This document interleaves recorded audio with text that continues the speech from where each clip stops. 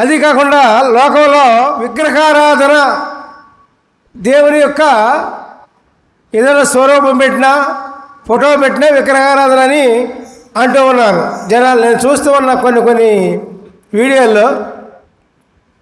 మరి దానికి మీకు బైబిల్లో వాక్యం తీసి చూపిస్తే దానికి అర్థం చెప్పండి మీరు. కీర్తన 17వ అధ్యాయము 15వ వచనం చూడండి. నేనైతే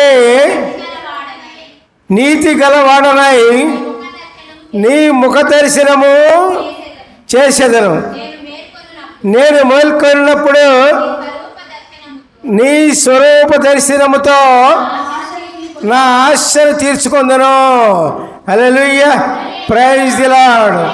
ఏమన్నారండి ఇక్కడ కీర్తనకారుడు? ఏమన్నాడు? కీర్తనకారుడు కంటే గొప్ప వాళ్ళు ఉన్నారా భూలోకంలో? ఎవడో లేడు. ఏమంటాడు ఆయన? నేను నీతి గలవాడనై. ముఖ్యమైనది ఏంటి? నీతి జీవితము. ఇక్కడ ఏమంటూ ఉన్నాడు? నేను నీతి గలవాడనై నీ ముఖ దర్శనము చేసేదను అంటున్నాడు. తర్వాత నేను నిద్ర లేచినప్పుడు స్వరూప దర్శనము. స్వరూపం అంటే ఏంటది?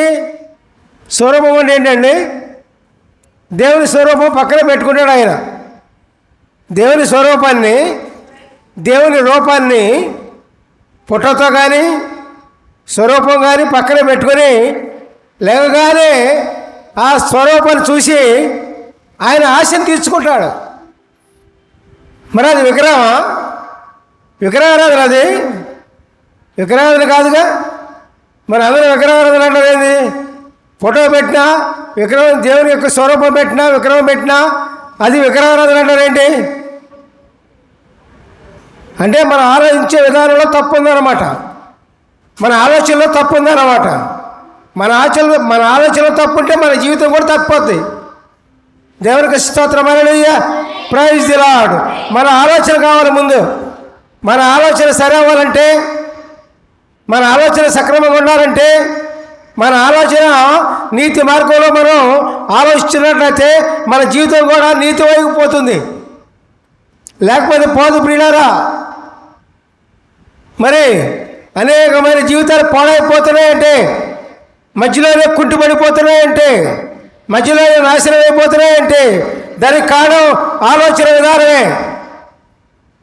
ఆలోచన విధానం, మనిషి యొక్క ఆలోచన విధానము మంచిదై ఉంటే, సక్రమంగా ఉంటే నువ్వు నీ యొక్క శరీరం కూడా సక్రమైన మార్గంలోనే పోతుంది.